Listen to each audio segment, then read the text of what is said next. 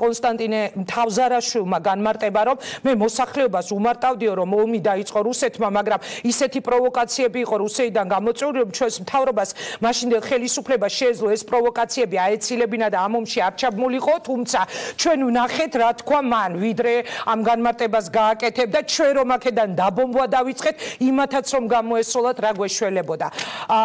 ვინ დაიწყო ომი? პირდაპირ ამ შეკითხვით მინდა რომ გავხსნათ ჩვენი ინტერვიუ. ომი დაიწყო რუსეთმა, ომი დაიწყო გაცილებით ადრე ვიდრე ეს 2008 წლის აგვისტოში მოხდა. ეს ომი დაიწყო მაშინ, როდესაც შეიქმნა სამხრეთ ოსეთის ავტონომიური ოლქი და ამის ინიციატორი იყო სტალინი. ცხინვალს სახელიც კი გადაარქვა და ეწოდებოდა იმ პერიოდში სტალინირი. და შესაბამისად აბსოლუტურად ხელოვნურ ადგილას, ტერიტორიაზე, რომელიც იყო დასახლებული ქართველებით. შექმნეს ნაღმი, რომელიც იყო გამიზნული ჩვენი სახელმწიფოების წინააღმდეგ. ამ ნაღმის მოქმედება დღესაც გრძელდება და ამ ნაღმის ერთ-ერთი მონაწილეები არიან კოლექტიური თავზარაშვილები, რომლებიც ამტკიცებენ იმას, რომ ჩვენ ვართ ყველაფერში დამნაშავე, ჩვენ ვართ ბოდიში მოსახდელი, ჩვენი ბრალია თუ კი რამე იქხდება და ასე შემდეგ და ასე შემდეგ. მაგრამ თავზარაშვილი არ არის თვითყოფადი დამოუკიდებელი ფიგურა. ეს არის ხელისუფლების ხაზი. თქვენ წარმოგიდგენიათ ახლა რომ თავზარაშვილს თავისი აზრი გააჩნდეს, ესეც არის ყო თემაზე, ესეთი არის ყო მოსაზრებით, რომ არ უმაგრებდეს მას ზურგს ამ იდეოლოგიის და ამ ხაზის გატარებაში ვინმე უკან. მაპატიოს ბატონმა თავზარაშვილმა, მაგრამ როდესაც სახელმწიფო მოხელე მაგალითად ისეთ რასისტულ განცხადებას აკეთებს, რომელიც მე მოვისმინე კონდოლიზა რაისთან დაკავშირებით, რა თქმა უნდა, სულაც არ მეპარება ეჭვი, რომ ის არ იყოს შეიძლება მისი პირადი აზრი. ამას მე ცოტა უცოდინრობის, უწიგნურობის, შეუგნებლობის, გაუნათლებლობის რაღაც მიზეზს დაუკავშირებდი, ვიდრე რაღაც გამიზნული მას, იმიტომ რომ ეს პიროვნება ერთჩოლობრივი ფუტლიარია და რაღაც. ანუ თქვენ ამბობთ, რომ მან გაიმეორა ის რაც ესმის ცენტრალური ხელისუფლების წიაღიდან? ის უკვე გამზადებული იყო გასაგდებად, ზოგადად გოროლებს დაჩემდათ ამ ბოლო დროს ესეთი არარაობების არჩევა, დეპუტატიც ხავს საკმაოდ ისეთი გამორჩეული თავის განცხადებებით, რომელიც მარტო ტენდერებს იგებს და საერთოდ კანონშემოქმედება არ დარწმუნებული ვარ. კანონშემოქმედება რა არის, საერთოდ წარმოდგენა არ დარწმუნებული ვარ. მაგრამ ესეთი ადამიანები არიან, ქვერცასაც ჩაძახებ, იმას ამოგძახებს დაახლოებით, აი ხელისუფლების პირდაპირ ხაზია მათი რაღაც ეს რიტორიკა. ანუ თქვენ მე რატომ ვიწყებ თქვენთან ამ თემით საუბარს, იყავით თავდაცვის მინისტრი, ხართ ადგილობრივი, იცით ბევრი დეტალი მაშინდელი რეალობის და მე შემთხვევით არ წამიკითხავს 2009 წელს თქვენი განცხადებიდან ერთ-ერთი ნაწყვეტი მაშინ სააკაშვილზე საუბრობდით, რომ ის უფრო დიდ საფრთხეს წარმოადგენს ვიდრე რუსეთი. აი ახლა გავიდა დრო, ყველაფერი დაიწმინდა და მე მინდა თქვენგან მოვისმინო პასუხი ომში მიხეილ სააკაშვილის დადანაშაულებას თქვენ ხელს მოაწერდით თუ არა, როგორც ეს გვესმის, მაგალითად გორის მერისგან, მაგალითად იგივე სალომე ზურაბიშვილისგან, რომელიც ამ სტუდიაში იჯდა და მან თქვა, რომ ჩვენ დავბომბეთ ცხინვალი. რამდენადაც არ უნდა კონდეს ადამიანს გონება დაბინდული სააკაშვილისადმი პირადი სუბიექტური თუ ობიექტური რაღაც დამოკიდებულებების შედეგად მისი დადანაშაულება ამ ომში არ შეიძლება. მისი დადანაშაულება ამ ომში ავტომატურად ნიშნავს საკუთარი სახელმწიფოს, საკუთარი ქვეყნის, საკუთარი სამშობლოს დადანაშაულებას. მინიმუმ ეს უნდა გაიაზრონ იმ ადამიანებმა, ვინც ამ ხაზს ავითარებს. თავი დავანებოთ იმას, რომ ეს არის ჩვენი შვილების დაღუპული ჯარისკაცების ყველა იმ ადამიანის, რომელიც გამოდევნეს სახლებიდან, ყველა იმ ადამიანის, რომელიც დაბრუნდა, მაგრამ დამწვარი დახვდა სახლი, იმ ადამიანების შეურაცხყოფა, როდესაც ამბობ იმას, რომ საკუთარი ქვეყანა არის დამნაშავე ამ ომის წამოწყებაში. თავი დავანებოთ თუნდაც იმასაც, რომ ჩვენ გვაქვს სუვერენული უფლება ჩვენ ქვეყანაში, ჩვენი ქვეყნის შიგნით კონსტიტუციური წესრიგი ავადგინოთ ან დავამყაროთ წესრიგი. ზოგადად, რასთან გვაქვს საქმე და მართლმხლართების იქით რაც დგას, ეს საკმაოდ ნათელია. ჩვენთვისაც, ევროპისთვისაც, ამერიკისთვისაც, მთელი მსოფლიო თანამეგობრობისთვის. იქით არის ბნელი ძალა, რომელიც გვართმევს ტერიტორიებს და აქეთ არის თავისუფლების მოყვარული ერი, რომელსაც დროდადრო მეხუთე კოლონა გამოერევა ხოლმე თავზარაშვილების ნაირის სახით. თქვენ ეხლა მეხუთე კოლონას თავზარაშვილთან მიმართებაში მგონია რომ ხო არ ახსენებ. სალომე ზურაბიშვილი დღეს არის ერთ-ერთი ფლაგმანია ყველაფრის ახლა ამას თვალი უნდა გავუსწოროთ. მეხუთე კოლონის წარმომადგენლად აღიქვამთ. მისი რიტორიკა, მისი განცხადებები, მე ამას ინათაც ერთ-ერთ ინტერვიუში ვიძახდი რომ ეს არის გაუაზრებელი, უპასუხისმგებლო, წამოცდენილი, შემთხვევით რაღაცა ნათქვამი, ეს არის საკამოდ გამიზნული, საკამოდ გააზრებული განცხადებები, რომელიც არის სხვისი წისქვილის წყალზე დამსხმელი და იმავდროულად საკუთარი ქვეყნისათვის ზიანის მომტანი. რატომ როგორ ფიქრობთ? იმიტომ რომ ის იყო სპეციალურად შერჩეული ამისთვის. ვის მიერ? ივანიშვილის მიერ და ვიღაცეების მიერ, ვინც ივანიშვილს ეს ყველაფერი უკან ნახა.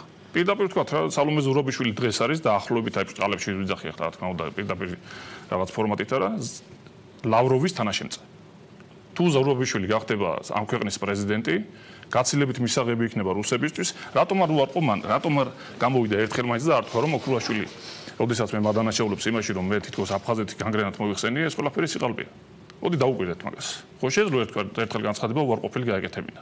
ის აპირებს ამ ხაზის გაგრძელებას, ის აპირებს ამ რიტორიკის გაგრძელებას. რა ხაზის? თქვენ შეგიძლიათ უფრო მეტად რომ განმიმარტოთ, ბატონო ირაკლი, ხა უცებ რაღაც ასეთი სქემა დასახეთ, რომ ივანიშვილმა მიიღო გადაწყვეტილება პლუს ვიღაცების დავალებით. ანუ თქვენ ამბობთ, რომ ივანიშვილიც იგივე გეგმის თანამონაწილეა, რაც მაგალითად, რასაც ახმოვანებს სალომე ზურაბიშვილი და ეს გეგმა რეალურად მოდის რუსეთიდან, ამას ამბობ? ამ ქვეყანაში ყველაფერია ივანიშვილი, მის გარეშე არაფერი არ წყდება, მასთან შეთანხმების გარეშე არაფერი არ წყდება და ყველაფერზე პასუხისგებელი თითოეული მოქალაქისთვის, თითოეული ქართველისთვის, თითოეული ადამიანისთვის, რომელიც ამ ქვეყანაში ცხოვრობს, უნდა იყოს გარკვეული, რომ ამ ადამიანს უნდა მოეკითხოს პასუხი. ის არის პასუხისგებელი აბსოლუტურად ყველაფერზე.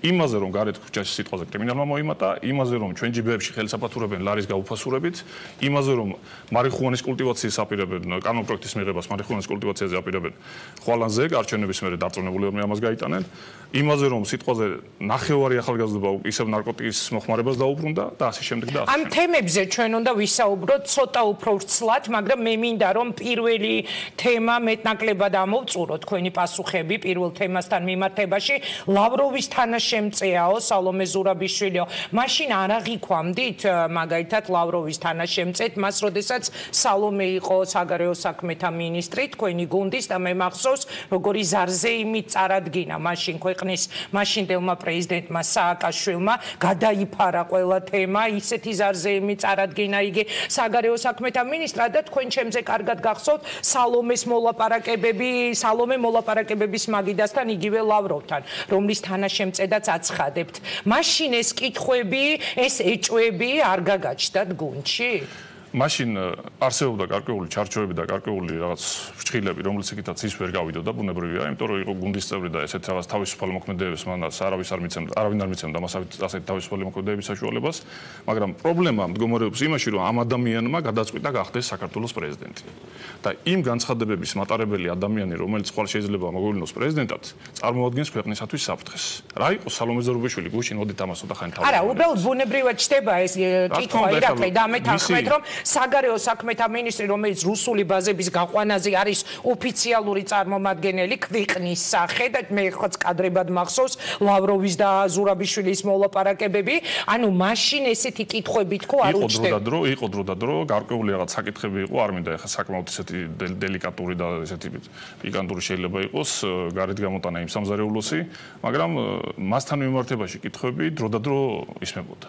რუსული ინტერესების გამტარებელი იყო თუ არა ეს შიგნით კითხვები ქონდა. ბევრჯერ მასთან ნასაუბრები წინ დაგვხვედრია სადღაც, ბრჭყალებში. მოდით ამას ცოტა ხანი თავი დავანებოთ. ისევ და ისევ დავუბრუნდეთ იმას, რომ ეს ადამიანი ხვალ შეიძლება გახდეს ქვეყნის პრეზიდენტი. ამ ადამიანს რომ კონდეს ამბიცია იმისა, რომ იყოს დეპუტატი თუნდაც ან იყოს რაღაც საზოგადო მოღვაწე რაღაც დონეზე. თუნდაც მარკ შეიდერი, სადაც უნდა იკითხაროს, ეს ჩვენი პრობლემა არ არის. მაგრამ ადამიანი, რომელიც აპირებს ქვეყნის პრეზიდენტობას და არის მთავარი იდეოლოგი იმისა, რომ საკუთარმა ქვეყანამ, მისმა საკუთარმა ქვეყანამ, რომელიც გუშინ გახდა საკუთარი ქვეყანა პირობითად, იმიტომ რომ მეორე ქვეყნის მოქალაქე აღარ არის და დღეს არის სრულფასოვანი მოქალაქე საქართველოსი. დაადანაშაულა საკუთარი თანამოქალაქეები და ბრალი არ იყო მისი არჩევანი, ხო იყო ობიექტურები, ემიგრაციის თუმცა მე ჩემი შვილები 2012 წელს ერთი შვილით გამოგზავრეს აქედან მაშინ, როდესაც მომიწია ქვეყნის დატოვება, დაბრუნდი უკან 4 შვილით. არც ერთი ჩემი შვილი არ არის საფრანგეთის მოქალაქე, მიუხედავად იმისა, რომ 5 წელი მოუწია თი ცხოვრება და შეგნებულად წავედი მე ამ ნაბიჯს. ეხლა ამით მისი არჩევანი არის. რა თქმა უნდა, ამით ეხლა ნიშნის მოგებით არ ვაპარაკობ, მაგრამ ამას ვამბობ, ანუ მისი წინაპრები იძულებულები გახდნენ რომ ქვეყნიდან გასულიყო და ეს სალომეს არჩევანი არის. შენი ქვეყნის საგარეო საქმეთა მინისტრი მაშინ უნდა ჩააბარო ის მეორე პასპორტი და ეს არ უნდა ქონდეს. მხრიდან ეს არა, იგივე პრობლემა ივანიშვილიცაც აქვს, მაგალითად მეორე პასპორტი ჯიბეში უდეს რაღაც უკაცრავად ჟარგონისთვის ზაპასად შენახული, მაგრამ მაშინ ჭირდება ამ ხალხს ესაბუთები, ვერ ხვდები უბრალოდ. ამ ქვეყნის სრულფასოვანი ნაწილი თუ არ არიან, გასაგებია ჩემთვის ახლა. ისე უცნაურია გრიგოლ ვაშაძესთან მასთან დაკავშირებთან ზუსტად არა, მასთან დაკავშირებთან იგივე პრობლემა. რუსეთის პასპორტთან დაკავშირებით. ყველასთან მიმართებაში. ყველა ქართველი, რომელიც არის ჩართული მაქსიმალურად ამ ქვეყნის საზოგადოებრივ ცხოვრებაში. აქვს პრეტენზია რომ იყოს პოლიტიკაში. აქვს პრეტენზია რომ იყოს საჯარო ფიგურა. მასთან მიმართებაში ვინც არ უნდა იყოს, უნდა არსებობდეს ესეთი სახის პრეტენზია. მე შემეძლო საფრანგეთის მოქალაქე გამختارიყავი 5 წლის განმავლობაში, როცა იქ მომიწია ცხოვრება და ალბათ ჩემ თავს მაგაზე მეჩეურადყოფას ვერ მივაყენებდი, ისე როგორც ჩემ ქვეყანას მე რომ ეს ნაბიჯი გადამეტა. კარგით, მოდით ერთი კითხვა მინდა დაგისვათ ცოტა უფრო რომ განმიმარტოთ, აი თქვენ ამბობთ რომ ის რომ იყოს მარკშეიდერი, სადაც უნდა იქ გათხაროსო და ის აპირებს ქვეყნის პრეზიდენტობას. რა საფრთხეს ხედავთ? ანუ აი სალომე ზურაბიშვილის გაპრეზიდენტების შემთხვევაში თქვენ პირადად რა საფრთხეს ხედავთ? რატომ მიგაჩნიათ ეს საგანო? տեղან გევახსენე, ის არ დაჯერდება ამ რაღაც ერთჯერად განცხადებებს ამ თემაზე და ის გააგრძელებს ამ ხაზის განვითარებას. ზოგადად გარკვეული სახის ნახი რუსეთისგან ადრეც იყო და ეხლაც არის რომ ჩვენ ერთხელ და სამუდამოდ უარი თქვათ ამ ხაზებზე რაღაცების სანაცვლოდ დღეს შეიძლება სხვა რამეა სანაცვლო, გუშინ შეიძლება სხვა რამე იყო. მაგრამ მისი განცხადებები პრეზიდენტის რანგში გაცილებით სხვა ტვირთის, სხვა სიმძიმის მატარებელი იქნება, ვიდრე ის გუშინ კამპანიის დროს რო აკეთებდა. ზოგადად ყველაფრის უკაცრავად ჟარგონის ხმარებისთვის გაპროება არ შეიძლება. დღეს ახლა სალომე ზურაბიშვილის რაღაც პიარს ატარებენ ისეთი არგუმენტებით, აი ხანდახან გაგეცინება ადამიანს. სალომე ზურაბიშვილმა გაიყვანა რუსეთში არის საქართველოდან. ნუ სასაცილოა რა არის. ერთმა ადამიანმა რომ დაიბრალოს, მაგალითად, თუნდაც სააკაშვილმა, ან თუნდაც მე. ხელმომწერის რუსების ბაზების გაყვანისა ვიყავი მე. რუსებმა მოითხოვეს კატეგორიულად რომ მე არ ჩავსულიყავი ხელისმოსაწერად გარკვეული მიზეზების გამო, რომ ამას მე რაღაც ესეთი რევანშისტული დატვირთვა არ მისცემოდა და შემდეგ და ჩემმა მოადგილემ მაშინდელმა მამუკაკუდავამ მოაწერა ხელი სოჩში ამ შეთანხმებას. სალომე ზურაბიშვილი იყო ნაწილი იმ გუნდისა, რომელიც მთლიანად მუშაობდა ამ საკითხზე. და რას ნიშნავს ეს, რომ სალომე ზურაბიშვილმა გაიყვანა ჯარი? ჯარი გაიყვანეს ამერიკელებმა ჩვენი მეცადინეობით და ჩვენი მოწადინებით. და სალომე ზურაბიშვილი ახლა ცალკე აღებული, უკაცრავად აი ჩემი საფრანგეთის მართვის მოწვევა. მიწერია დაბადების ადგილი ქალაქი ცხინვალი რუსეთი. ამ ეს ჩანაწერი ფრანგულ დოკუმენტებში გაჩნდა მაშინ, როდესაც სალომე ზურაბიშვილი საფრანგეთის საგარეო საქმეთა სამინისტროში იყო ერთ-ერთი მაღალი ჩინოსანი. როდესაც საგარეო საქმეთა სამინისტრი იყო საქართველოსი, მაშინაც არ უზრუნია ესეთ პრიმიტიულ პრობლემებზე, რომელიც შეიძლება პრიმიტიული არ იყოს, არამედ სერიოზული იყოს. არა, ეს ძალიან სერიოზულია და იქნებ განმიმარტოთ, ეხლა ჩემთვის იყოს სრულიად მოულოდნელობა. ანუ ეს რას ნიშნავს ეხლა? 5 წელი შევალია მე სახელმწიფო ორგანოებთან ჭიდაობას, რომ ეს ჩანაწერი წაეშალათ. ბოლოს მივიღე ძალიან მარტივი პასუხი. საფრანგეთის საგარეო საქმეთა სამინისტროს დაპროგრამებულია პროგრამა ისე, რომ ამის შესვლა შეუძლებელია. და წერია დაბადების ადგილი ცხინვალი რუსეთი. არა საბჭოთა კავშირი, რუსეთი. რომ ცხინვალი არის რუსეთი, ასე სალომე ზურაბიშვილს რამის მონდომება რო ქონოდა ამ ესეთ რაღაცებთან მიმართებაში. ამას მოაგვარებდა. ეს ვერ მოაგვარებია ხა ჯარების გაყვანეს ის მივაწერეთ. და თქვენ დღემდე გიდევთ ეს საბუთი ცხინვალი რუსეთი. იძულებული ვარ თორე ამას ხოლმე გადავხდი, იმიტომ რომ საურგარეთ რომ დავდივარ, ჭირდება უბრალოდ დოკუმენტი. გასაგებია და კიდევ ერთი კითხვა ამ თემაზე და სხვა თემაზე მინდა რომ გადავიდე. აი გორის მერი თავისით არ იტყოდაო, როდესაც თქვით მოსმენილი გაქვთ ახლა სხვა განცხადებები უკვე პოლიტიკოსების მხრიდან. თქვენ ფიქრობთ რომ სალომე ზურაბიშვილის გაპრეზიდენტების შემდეგ ქართული ოცნება უკვე ღიად დააფიქსირებს თავის დამოკიდებულებას რუსული ინტერესების სასარგებლოდ, ამაზე აკეთებთ მინიშნებას? საქმეც მაგაშია რომ ესე არ მოხდება.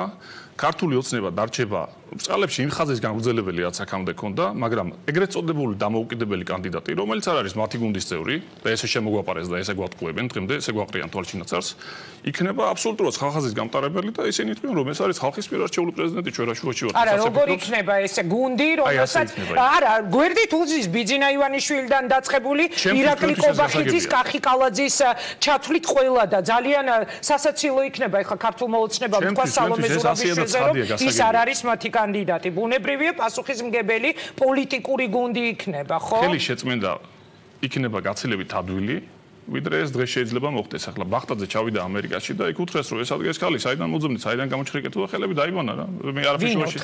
ნუ რაღაც შეხვედრაზე ამ შემთხვევაში, რაღაც think tank-თან შეხვედრაზე პრეტენზია წაუყენეს, რომ ეს ქალბატონი თქვენი გუნდის წევრი არ არის, ესეთი ხაზის გამტარებელი ამ რაღაც რიტორიკას აწვება, რომ თქვენ დაიწყეთ. საიდან და ბახტაძეს პასუხი იყო, რომ მე არაფერში ვაში არა ვარ, ბიზინა მოძებნაო და ამის გამო საიდან ფლობთ ამ ინფორმაციას? არაფერი არ იმოლება, ესე იგი ჩვენ პატარა ქვეყანა ვართ, ერთი რაღაც პროვინციული აზროვნების და ყველაფერი საბოლოო ჯამში გამოდის რა დასამალე. ანუ ამ დელეგაციის წევრისგან იცით? ნუ ბევრ ადამიანთან იყო შეხვედრა და ეხა იქიდან მე ამერიკული მხარისგან გაქვთ ინფორმაცია. არა, ჩვეულებრივად მოდის იქიდან ეხა ესეთი ინფორმაციები არ. კარგით, ირაკლი, აი ჩვენს ანონსშიც იყო გამოტანილი მთელი რიგი თემები, რომელზეც მე მაინტერესებს თქვენი პასუხები. პირველი მინდა დავიწყო იმით, რომ თქვენ ამბობთ, რომ თქვენ ხართ ძალიან გაბრაზებული ოცნებაზე. რა ეტაპზე და სად გადაიკვეთა თქვენი გზები? იმიტომ რომ თავიდან თქვენ აღიქმებოდით როგორც ოცნების პარტნიორი, ხო? მაგალითად სასამართლოში მოწმედ მისვლისას მიცემული ჩვენებებიდან დაწყებული, არც ისეთი მკვეთრი არ იყო ხომე ბოლო წუთამდე თქვენი განცხადებები. გაბრაზებული აღარა ვარ, გაბრაზება გადამვიდა უკვე ხუმრობაში, სიცილში და ირონიაში და მე მგონია რომ ეს ზღვარი არის უკვე ესეთი ზღვარი, როდესაც ადამიანმა გადალახე რაღაც რუბიკონი და უკვე ყველაფერზე ხარ წამსვლელი იმისთვის რომ ისინი ჩამოაჩერო ხელისუფლებას და ჩემი პოზიცია დღეს ესეთია. ესე გაგრძელება შეუძლებელია. დიდი მოთმინებით, როგორც თითოეული ქართველი, თითოეული ჩვენი ქვეყნის მოქალაქე, უყურებდი მათ მმართველობას გარკვეული წლების განმავლობაში. ძალიან ბევრი რაღაც მოვითმინე, ძალიან ბევრი რაღაც ავიტანე. მოვითმინე ისიც რომ ყოველგვარ ზღვარს გადავიდნენ ჩემთან მიმართებაში, როდესაც 2016 წელს მესროლეს არჩევნების დროს. ორი ადამიანი დამიჭრეს და ერთ ადამიანს არ გაჩენია სურვილი დაერეკა და ოდნავ რაღაც ან მობუდიშებაზე კი არ არის საუბარი, აი თანაგრძნობით რაღაც მოვეკითხე. ესეთი რაღაცეებით ყველასთან მიმართებაში ახლა არსებობს გარკვეული ზღვარი და გარკვეული რაღაც ლოგიკა ამ მოთმინების. ესეთი რაღაცეებით მე მივაღწია რაღაც ჩემს მაქსიმუმს. ცხოვრების ესე გაგრძელება აღარ შეიძლება. დღეს ჩვენი ქვეყნის აბსოლუტურად ყველა უბედურება. მოდის ორი ბოროტებისგან. ერთი ბოროტება ეს არის საზოგადოების ის ნაწილი, რომელიც 15 ლარად ყიდის ხმას. ან საზოგადოების ის ნაწილი, რომელიც 15 ლარად კი არ ყიდის, მაგრამ საერთოდ არ მიდის არჩევნებზე და არ აინტერესებს, მაინც თulis რომ არაფერი არ შეიცვლება, რა აზრი აქვს ამას. ადამიანები, რომლებიც აბსოლუტურად უპასუხისმგებლოდ შეუგნებლად ეკიდებიან როგორც საკუთარი, ისე საკუთარი შვილების, საკუთარი ქვეყნის მომავალს. და თვლიან რომ მათი მონაწილეობა არაფერი არ არის და შეიძლება ეს ყველაფერი 15 ლარად დაახურდაო. და საკმაოდ დიდია ესეთი ნაწილი. დაიღალა ხალხი. არა, 15 ლარზე არგუმენტი დაიღალა, ცოტა არა 15 ლარზე მიბმულად არ ვამბობ ამას, მაგრამ აი ვინც არ მიდიანო, აი დაიღალა, აი მობეზდათ, დაპირებები არ შესრულება მე ამ დაპირებების დემოკრატიის სახელით მოსული თუნდაც ხელისუფლება და მე მათგან ყველანაირი ნაბიჯის ნახვა რაც დემოკრატიასთან საერთოდ ვერ მიახლოვდება. ხალხი უბრალოდ დაიღალა გესმით. ზუსტად აი ამ დაღლილი ხალხის ხარჯზე დროდადრო ქვეყანას თავზე აჯდებიან ავანტიურისტები და მე ჩვენ გვიკვირს რომ რატომ ხდება ეს ყველაფერი ესე. და მეორე ეს უკვე არის ერთი კონკრეტული პიროვნება. ბიძინა ივანიშვილი, რომელიც არის ამ ქვეყნის ნომერ პირველი პირი, ყველაზე გავლენიანი, ყველაფრის გადამწყვეტი, ადამიანი, რომელსაც არ აქვს არანაირი იდეოლოგია ქვეყნის შენების, ადამიანი, რომელსაც არ აქვს არანაირი გამოცდილება და არანაირი სურვილი ქვეყანა რეალურად მართობს ისე როგორც უნდა იმართოს, ადამიანი, რომელსაც არანაირი გამოცდილება არ აქვს ასევე ეკონომიკაში, სხვანაირად მე ვერ ახსნი ახლა მაგალითად იმას, რომ ყველაზე კარგ სეზონზე ტურისტებით გაჯერებულზე, ყველაზე შემოსავლიანზე ქვეყანაში ლარი უფასურდება და მუდმივად ჩვენ ჯებიდან რაღაც ფულს იღებენ. ადამიანი, რომელიც არის ჩართული უშუალოდ რაღაცა 2.5 თეთრის თითო კოლოფი სიგარეტიდან ამოღებაზე და შარშანწინ მაგალითად არავის არ მიუქცევია ყურადღება ამისთვის. ყველა ნავთობკომპანია ანტიმონოპოლიურმა სამსახურმა დააჯარიმა 150 მილიონი ლარით. მერე უცბად ჩუმად სასამართლოში მიიჩქმალა ეს საქმე, ჩამოაწერეს ამ ნავთობკომპანიებს ეს ჯარიმა და ანტიმონოპოლიურ სამსახურს დღემდე ახალი გადაწყვეტილება ადმინისტრაციული რაღაც სამართალწარმოებით ამ საკითხს არ მიუღია. ანუ ეს ფული გაქრა აორთქლდა, რომელიც უნდა ამოღებულიყო ბიუჯეტში, ფული რომელიც კარტელური შეთანხმების შედეგად ჩვენი ჯიბეებიდან ამოაქვთ ამ ნავთობკომპანიებს ფასნავატის გამო. ანუ რას გქონდათ თქვენ ამის მიღმა რა ხელისუფლების უკან ისე და უფრო გაცილებით დიდი მასშტაბით გრძელდება შავი საქმეების, შავი სალაროს მოგვარება, შევსება და ასე შემდეგ და ამას ჩართული არიან უკვე ადრე თუ იყვნენ სახელმწიფო სტრუქტურების ოფიციალური წარმომადგენლები, ახლა უკვე ოფიციალური წარმომადგენლები და არაოფიციალური წარმომადგენლები. ანუ თქვენ უკვე მარტო ურთეთრ ნახევარზე აღარ საუბრობთ, არამედ სხვა თემას შეეხება. ვიღაცამ ჩაიდო ჯიბეში ამ ბიზნესიდან, უკვე სხვა ბიზნესიდან, ნავთობკომპანიები ახსენეთ თქვენ, დიდი თანხები და ვინ კონკრეტულად კონკრეტულ ჯიბეში თუ პარტიულ ხულობაში რა ვინ არის ამ ერთი შეიძლება იყოს პარტიული ყურება, შეიძლება იყოს კონკრეტული ჯიბე. ახლა შიგნით ვინ არის ამ საქმის გადამწყვეტი, გარედან რა ჩანს ეს ყველამ ვიცით. რიგი დგას უჩამო მაცაშვილთან საქმეების მოგვარებაზე და მაგ რიგში რომ მოხდა კიდე კარგი ბიჭი უნდა იყო და ძალიან ისეთი მარიფათის პატრონი რომ იმ რიგში წინ გადაგწიონ. $100 საქმეების დაძებნა ყველა მის მთელი ივანიშვილის გარემოცვალ ამის ამ დონეზე დავიდნენ. გუშინ ჩემი ერთი მეგობარი ხუმრობდა უკაცრავად გამოთქმაზე და ძროხის ფუნაში ჩავარდნილი $100 რომ დაინახონ პირდაპირ აიღებენ და ისე ჩაიდებენ ჯიბეში. აი ამ დონეზე დავიდნენ უკვე. თქვენ რა იცით რომ რიგებია უჩამამაცაშვილთან ქონიათ მცდელობები რომ ამ რიგში ჩამდგარიყავით? მე არანაირი სურვილი და არანაირი ის არ მქონია ამის აუცილებლობა, არც ბიზნესში ვარ, არც თანამდებობაზე არ ვარ, არანაირი ის არ მაქვს ამის აუცილებლობა, მაგრამ ამ ქვეყანაში რომელიც არის 3 მილიონი მოსახლეობის არ იმალება არაფერი. ყველაფერი გალები ეს ძალიან სერიოზული თემაა. აი ხო ძალიან ხმაურიანი და სკანდალური რაღაც თქვით. ანუ ეს ნავთობ კომპანიები დღემდე არიან ჩუმად და მათგან უზარმაზარი ფული ამოიღეს და ჩაიდეს ჯიბეში. ნავთობ კომპანიების მიმართ პრეტენზია არსებობდა, რომ მათ ჰქონდათ კარტელური შეთანხმება და სპეციალურად ჰქონდათ ფასები გაზრდილი. ამის გამო ანტიმონოპოლიურმა სამსახურმა შარშანის წინ დააჯარიმა 150 მილიონი ლარით. ნაცვლად იმისა, რომ ეს ფული ამოეღოთ ამ კომპანიების რაღაც ბიუჯეტიდან, სალაროდან, სასამართლომ ჩუმად გააუქმა ეს გადაწყვეტილება და ანტიმონოპოლიურ სამსახურს ხმა არ ამოუღია, არ უყირია, არ უთქვია, რომ ეს რა არის, რაშია საქმე რა ხდება და დღემდე ახალი სიტყვაზე ადმინისტრაციული რაღაც აქტი, ან იგივე ჯარიმის გამოწერაზე, ან სიტყვაზე შემცირებაზე, ან იმაზე, რომ თანახმოვართ სასამართლო მართალი იყო ჩვენ პუანები ვიყავით. არ გამოუცია. კონკრეტული გვარები ვინ არიან ამ საქმეში ჩართული, შეგიძლიათ თქვა? დაიწყეთ. ანტიმონოპოლიური სამსახურის ხელმძღვანელი ვინც არის შენიოთ იცით ნოდარ. ეხლა ნოდარ ხადური, ანუ ნოდარ ხადურზე საუბრობ.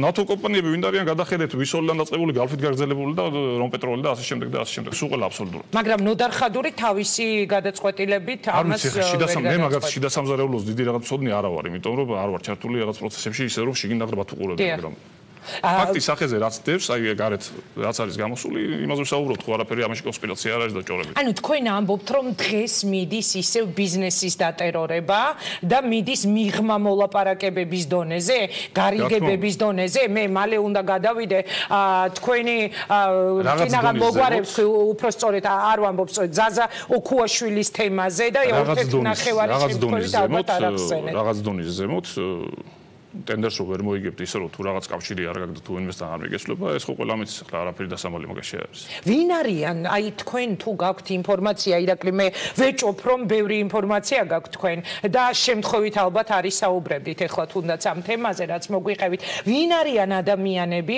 აი ვინც დღეს მართავენ მსგავს პროცესებს, ერთი ადამიანი ვერ იქნება. ანუ ვინ არიან ამაში ამ სქემაში მაშინ ჩართულები? ბევრი მიმართულებაა ახლა ესე კონკრეტულად შეიძლება ერთი სფერო ებაროს გახარიას, მეორე სფერო ებაროს უჩას, მესამე სფერო ებაროს სპარცალაძეს, მეოთხე სფერო ებაროს გომელაურს, მეხუთე შეიძლება პრემიერ-მინისტრს ებაროს, რა გითხრათ ახლა? ანუ მთელი სისტემა არის კორუმპირებული, ამბობ? ერთი ფლანგი ცალკეა, ფორმალური მმართველობის მეორე ფლანგი ცალკეა, რომელი კონკრეტული საკითხი ავალია, რომელიც კომპეტენციაში არ შედის. მოდით, აი რაღაცნაირი პარალელის გავლებასავით მომეცით უფლება, მცდელობა მაქვს და წამომყევით აი ამ პარალელების გავლებაში. წინა ხელისუფლების დროსაც რამდენიმე ადამიანი იღებდა, ხო, გადაწყვეტილებებს, როდესაც მე არაერთი განცხადება მაქვს თქვენი მოსმენილი, მაგალითად იგივე ბიზნესიდან ფულის ამოღების, ბიზნესის დატერორების შესახებ, როცა თქვენ აკეთებთ განცხადებებს. აი, შეადარეთ წინა სააკაშვილის ხელისუფლების დროს, როგორ იმართებოდა ქვეყანა, იგივე ბიზნესთან მიმართებაში და ეხლა მილიონებზე როცა საუბრობთ, რომ ისევ მიდისო, კი არა და შავი ფულის ამოღება მიდის მსხვილი კომპანიებიდან და რა ხდება დღეს? აი, როგორ პარალელებს გაავლებდით? პარალელი ძალიან მარტივია. მაშინდელი სიტუაცია იყო ესეთი. ქვეყანა იყო დაშლილი, დანგრეული. ბიუჯეტში არანაირი ფული არ შემოდიოდა.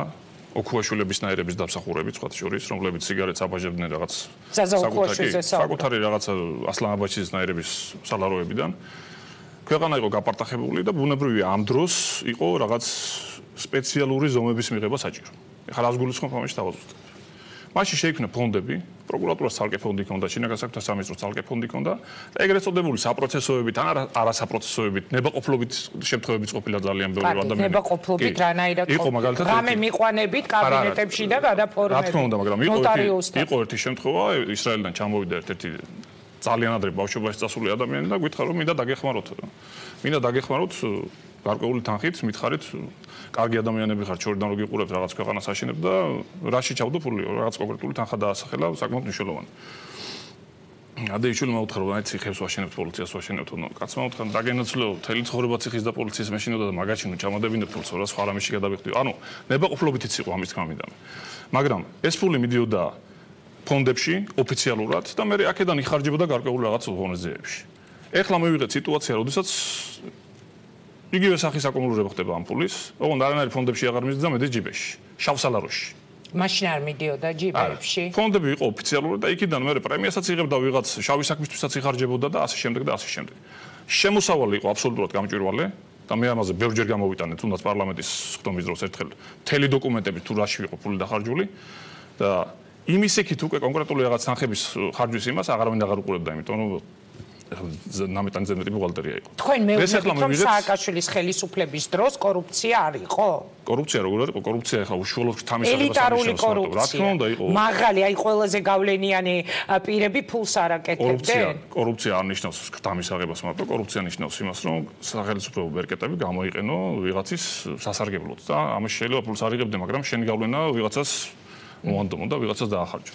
ესეთი რაღაცები იყო ახლა ამის უარყოფა, უბრალოდ თვალებში ნაცრი შეყრა იქნება, არც მე არ ვიკადრებ ამას. მაგრამ დღეს სიტუაცია რა გვაქვს? გარდა ამ არაფორმალური რაღაცა ფულის აკრებებისა, საქმეში არიან კიდე ჩართული ქურდები, რა ვიცი, მთელი კანონიერი ქურდების მთელი არმია ყავთ უკვე რა, გარედან მობილიზებული. ჩადით ეცი აჭარაში, გაიკითხეთ, თუ რამე საქმე გინდა მოვაგორო, ვიღაც ლავასოღლისთანმა გადახვიდე რიზეში ან ხოფაში და იქ შეგიძლია იმას დაელაპარაკო, ის მოგიგვარებს. ანუ ყველაფერი უკვე ზღვარზე გადავიდა. იმ დროს რაც იყო სიტყვაზე, სადღაც 2012 წლამდე მაშინ იყო კარგიც და ცუდიც. კარგის დანახვა შეუძლებელი, ცუდის დანახვა შეუძლებელია. ყველა ვარიანტი უნდა დავინახოთ. კარგი რაც იყო, იმაზე თვალის დახუჭა არ შეიძლება. ისიც უნდა დავინახოთ. იქიდან გადმოიღეს მარტო ცუდი. მაშინდელი შექმნილი სახელმწიფო სტრუქტურები ინერციით მიდიან, ოღონდ უკვე სულ ზღაფავენ. ასეთი განცდა რა თქმა უნდა, ნებისმიერი სახელმწიფო ჩინოვნიკს დაელაპარაკე, აი ყველასთან იგრძნობ იმას, რომ არანაირი мотиваცია და სურვილი სახელმწიფო სამსახურში მუშაობის აღარ აქვს. თვი არ გავა თავდაცვის სამინისტროში რამე განსაკუთრებული შემთხვევა რო არ მოხდეს. ივლისი იყო ოფიცრებმა და ჯარისკაცებმა ავღანეთში სამხედრო ბაზაზე ამერიკელების მაღაზია გადარწვეს. აგვისტო იყო ერთ-ერთი ბრიგადის ორი ბუღალტერი დაიჭირეს 4 წლის განმავლობაში ჯარისკაცების ხელფასს იღებდნენ და 250,000 ლარი მიითვისეს. სექტემბერია და ტყვია წამლის გაყიდვაზე დაიჭირეს ვიღაც. ნუ არ ვიცი ხა ყველაფერს რაღაც საზღვარი აქვს. რატომ ხდება ეს როგორ ფიქრობთ თქვენ? ყველაფერი მორღვევისკენ მიდის. აბსოლუტურად ყველაფერი. 6 წლის თავზე 5 ოქტომბერს თეატრულუკიანმა გამოსცა ბრძანება, რომ ნებადაერთოდ პატიმრებს საკნებში იქონიონ მაცივრები. 6 წლის თავზე მიხდნენ ამას და როდის? ზამთარი რო დგება. 5 ოქტომბრის ნაცვლად ხო შეიძლება და 5 ივლისს 5 აგვისტოს გახსენებოდათ ეს. კარგია კიდევ თუ კი ჯობს გვიან ვიდრე არასდროს. ირაკლი, მე რეკლამაზე უნდა გავიდე და შემდეგ ომეგას თემაზე მინდა დაგისვათ კითხვა და ასევე მარიხუანას თაობაზე წეღან თქვენ შეეხეთ ამ თემას, მაგრამ მანამდე წეღან ყურში მომხდა რომ ასეთი ფრაზა თქვით, რომ აი ყველაფერზე ვარ წამსვლელი იმისთვის რომ ესეინ წავიდნენ და ყველაფერზე ანუ რაზე? ყველაფერზე რაც ჩარჯდება ჩვენი ქვეყნის შემდგომი ნორმალური განვითარების ჩარჩოებში. პოლიტიკური პარტნიორი ვინმე შეგიძლიათ მითხრათ ვისთან ერთად? შენილად ხედავინგა რომ მე პოლიტიკისგან ცოტა შორს გავარ უკვე, არანაირი აქტიურობით არ გამოვირჩევი. არჩევნებში მონაწილეობას არ ვიღებ, მაგრამ საკმაოდ ბევრს ვაკეთებ იმისთვის რომ სალომე ზურაბიშვილი არ გახდეს პრეზიდენტი. მაშინ ვინ უნდა გახდეს თქვენი აზრით ან თუ გყავთ ფავორიტი? ამაზე უკვე მოდით რეკლამის მერე ვისაუბროთ თუ შეიძლება. არა, სალომეზე ხა შეგიძლია დაასრულოთ და ფავორიტზე მერე დაგისვათ. რატომ ვარ ესე რაღაც სენსიტიური ამ ყველაფრის მიმართ, რატომ ვარ ესე გაღიზიანებული? 2012 წელს საქართველოში რომ დაბრუნდი, ჩემი შვილები, უფროსები გამოვიყვანე პარიზის საუკეთესო სკოლიდან, ჩამოვიყვანე აქ, დამყავს აქ სკოლაში, ოჯახით აქ ცხოვრობ და ეს ყველაფერი გავაკეთე იმის გამო, რომ მინდა ჩემმა შვილებმა ამ ქვეყანაში იცხოვრონ. მინდა ჩემი შვილები იყვნენ სრულფასოვანი ქართველები. არა ისეთი ქართველები, რომლებიცაც საქართველოს ბიზნეს კეთების ადგილია, არამედ სრულფასოვანი ქართველები. ხვალ დღევანდელი გადასახედიდან ჩემ შვილებს, ისე როგორც თქვენ შვილებს და ყველა შვილს ამ ქვეყანაში თუ ეს ყველაფერი ესე გაგრძელდება, მომავალი არ ექნებათ. ზუსტად ვარ ამაში დარწმუნებული. მიუხედავად იმისა, რომ კარგ აღზრდას მივცემ, კარგ განათლებას მივცემ. ისინი ცხოვრობენ ისეთ გარემოში, რომელშიც შეუძლებელია ადამიანმა თავისი ნიჭით, თავისი განათლებით, თავისი მონდომებით კარიერა შექმნას და სრულფასოვნად განვითარდეს. თქვენ კი მისცემთ კარგ განათლებას, მეც მივცემ და ბევრი ვერ მისცემს და წეგან თქვენ როცა თქვით, აი 15 ლარად იყიდებიანო ადამიანებიო, ისეთი გაჭირვება გვინახავს და გაგვიშუქებია ჩვენ, რომ მე მაგალითად სულ არ მიკვირს, როდესაც ადამიანისთვის ის 15 ლარი შეიძლება იყოს სასიცოცხლო ძალიან მნიშვნელოვანი პურის ფული იყოს. ამიტომ აი ამ ტიპის შედარებებში არაფრით არ წამოყვებით. ყველას არ ეხება, მაგრამ არის ასეთი არც თუ ისე ცოტა ნაწილი ჩვენი მოსახლეობის, ვისაც ძალიან უჭირს. ყველაზე დაბალ სოციუმში და არ მინდა რაღაც ცუდი შედარება გამომივიდეს. დაბალ სოციუმში გულისხმობ მატერიალურად ყველაზე გაუსაძლისად მქონე ადამიანშიც კი. თბილისში ბერდროს არ ვატარებ. ძირითადად მიწევს ქალაქგარეთ ყოფნა. სადღაც წეტყესიარული ან რაღაც საქმით დაკავება რაღაც სოფლებში. ყველაზე დაბალი სოციუმის ოჯახშიც კი, სადაც მე რამე შეხება მქონია და ძალიან ხშირი შეხება მაქვს ესეთ იმასთან. შეგნების გაცილებით მაღალი დონეა, ვიდრე სადღაც აი გუშინდელ წითელი ინტელიგენციის შეკრებაზე რუსთაველის თეატრში, იმიტომ რომ იმ ხალხსაც კი ჩვენივად ესმის, რომ ქვეყანა საქართველო არის ნომერ პირველი და მთავარი ამოსავალი. და ამის შემდეგ არის ყველაფერი 15 ლარი, კუჭის პრობლემებზე გასული რაღაც ზღვარი და ასე შემდეგ და ასე შემდეგ. კარგით, მოდით რეკლამის შემდეგ მიპასუხეთ, მაშინ ამბობთ, რომ სალომე ზურაბიშვილი არ უნდა გახდეს პრეზიდენტიო და აი თქვენ პირადად ვის გულშემატკივრობთ მაშინ და არის თუ არა შანსი, რომ თქვენი ხმა არჩევნების დღეს წავიდეს არც მეტი არც ნაკლები, მაგალითად სააკაშვილის გუნდის მიმართულებით. ანუ ვინ წარმოგიდგენიათ მაშინ თუ არა სალომე, ვინ? რამდენიმე წუთში დავბრუნდებით, რეკლამის შემდეგ არ გადართოთ ირაკლი ოქრუაშვილთან ერთად.